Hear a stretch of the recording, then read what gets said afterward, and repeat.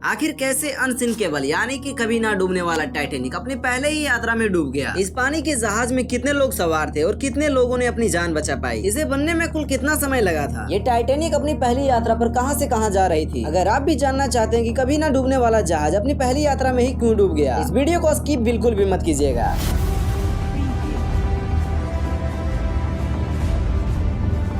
नमस्कार साथियों, मेरा नाम अजीत है और मैं आज आपको टाइटेनिक के बनने से लेकर डूबने तक की सारी काल क्रिया को बताने वाला हूं। इसीलिए मैं कहूंगा कि आप लोग अपनी कुर्सी की पेटी बांध लीजिए, क्योंकि यहाँ पर कभी भी हमला हो सकता है। चलिए इस वीडियो को स्टार्ट करते हैं, वो भी बिना किसी बकचोदी के। टाइटेनिक का निर्माण 31 मार्च 1909 ईस्वी को शुरू कर दी गई थी। इसको बनाने वाला कंपनी जो की Harland and Wolff, Belfast Ireland यानी कि वर्तमान समय में उत्तरी आयरलैंड में स्थित था, और इसको बनाने का order white star line company ने दिया था, जो की एक ब्रिटिश शिपिंग कंपनी थी। और यह जहाज 2 अप्रैल 1912 ईस्वी को पूरा बनके तैयार हो गया था। टाइटेनिक अपने समय का सबसे लग्जरी और सबसे बड़ा जहाज था। इसकी लग्जरी मानो 5 स्टार होटल को भी फेल कर दे। टाइटेनिक की लंबाई 882 फीट यानी कि 269 मीटर और इसकी ऊंचाई 175 फीट यानी कि 53 मीटर थी, और इसका वजन लगभग 46,328 टन थी, और इसमें यात्री का कैपेसिटी 2200 से भी ज्यादा लोगों की थी। इसका इंजन की बात की जाए तो steam turbine plus 2 steam engine था, और इसकी गति की बात की जाए तो 23 नॉट यानी कि 42.6 किलोमीटर प्रति घंटे की स्पीड से चल सकती थी। टाइटेनिक की पहली यात्रा यानी कि माइडन वोयेज। टाइटेनिक अपनी पहली यात्रा 10 अप्रैल 1912 ईस्वी को शुरू करती है, जो कि साउथहैम्पटन यानी कि इंग्लैंड से, शेरबर्ग यानी कि फ्रांस, क्वीनटाउन यानी कि आयरलैंड से होते होते न्यूयॉर्क यानी कि अमेरिका जाना था। इस जहाज में उस समय के काफी अमीर और प्रसिद्ध लोग सफर कर रहे थे। अब हम टाइटेनिक के हादसे के ऊपर चर्चा करने जा रहे हैं, यानी कि वो कब और कैसे डूबा। डूबने का तारीख 14 अप्रैल 1912 ईस्वी को रात 11:40। यह जहाज उत्तरी अटलांटिक महासागर में डूबा था। टाइटेनिक ने एक बड़े हिमखंड यानी कि आइसबर्ग को जाकर ठोकर मारा था। टक्कर से पहले जहाज के अधिकारियों को बर्फ के बारे में चेतावनी दी गई थी, लेकिन उसके बावजूद भी उसकी गति को कम नहीं किया गया। बर्फ से टकराने के बाद जहाज के नीचे 6 वाटर टाइट डब्बों में छेद हो गया, जिससे पानी अंदर भरने लगा, और पानी भर जाने के बाद जहाज 2 भागों में टूट गया और धीरे धीरे पानी में डूब गया। ऐसा नहीं कि टाइटेनिक तुरंत ही डूब गया, उसे डूबने में 2 घंटे 40 मिनट का समय लगा था। तो आप सोच रहे होंगे कि इतने समय में तो सारे लोगों की जान बचाई जा सकती थी। बचाए तो गए थे, लेकिन बहुत ही कम। टाइटेनिक जहाज में पर्याप्त मात्रा में लाइफ बोट्स नहीं थे, क्योंकि इस जहाज में सुरक्षा की कम और सुंदरता की ज्यादा प्राथमिकता दी गई थी। इस जहाज में कुल 22 से 24 लोग सवार हुए थे, जिसमें से लगभग 710 लोग ही अपना जान बचा पाए थे, और इस हादसे में लगभग 1500 आदमी अपना जान गंवाए थे। ज्यादातर मौतें ठंडे पानी में डूबने से या तो फिर हाइपोथर्मिया से हुई थी। जो इसमें बचाव नौकाएं आई थी उसका नाम था RMS कराफाटिया। टाइटेनिक में अमीर और गरीब लोगों के लिए अलग अलग सुविधाएं दी गई थी, और इस हादसे में मरने वाले लोगों की संख्या में ज्यादातर 3rd क्लास के लोग थे। टाइटेनिक 15 अप्रैल 1912 को 2:40 के रात में पूरी तरह से समंदर में समा गया था। इसका मलबा आज भी समुद्र में उपलब्ध है। टाइटेनिक का मलबा समंदर में 12,500 फीट के नीचे में है, जिसे 1985 ईस्वी को खोजा गया था। यह घटना समुद्री घटनाओं में से सबसे भयावह घटना के नाम से जाना जाता है। 1997 ईस्वी में बनी फिल्म जेम्स कैमरॉन द्वारा टाइटेनिक इस घटना को दुनिया भर के जगहों में एक फिल्म के रूप में प्रस्तुत किया। आज भी कई म्यूजियम और डॉक्यूमेंट्री इस पर आधारित है। इस घटना के बाद समुद्री सुरक्षा में कई बदलाव किए गए, जिसके बाद सोलास नामक संधि बनाई गई। सोलास का मतलब होता है सेफ्टी ऑफ लाइफ एट सी। और जब आप लोग यहाँ तक मेरे वीडियो को देख ही चुके हैं, जब आपको लगे कि इस वीडियो से मैंने कुछ नया सीखा है, तभी आप इस वीडियो को लाइक करके मेरे चैनल को सब्सक्राइब भी कर सकते हो। अगर आपको ये जानना है कि AI हमारे ह्यूमंस लाइफ को किस तरह से अफेक्ट कर रहा है, तो मैंने इसके लिए एक और वीडियो डिटेल में बना दी है, और मैं अपना वीडियो यहीं पर खत्म करता हूँ। आपका और हमारा सफर यहीं तक था। फिर मिलेंगे किसी नए वीडियो के साथ, तब तक के लिए जय हिंद, जय भारत।